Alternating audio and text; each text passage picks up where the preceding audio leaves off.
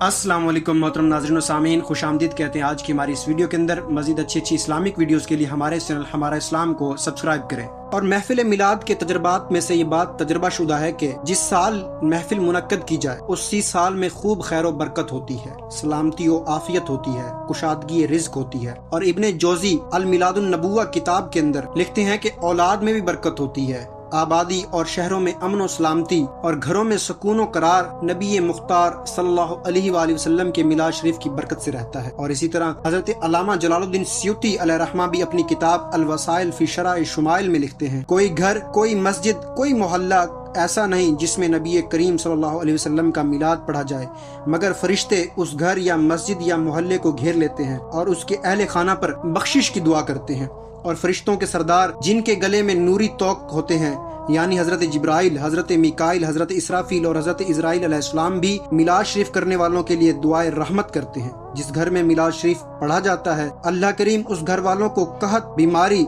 जलने, गर्क होने, आफात व बलियात, बुग़्ज़ व हसद और बुरी निगाह से महफूज फरमा देता है। और जब वो मर जाता है तो उस पर मुनकर नकीर के जवाबात आसान फरमा देता है। वो कादिर मुतलक के यहाँ मकामे सिद्क में होता है।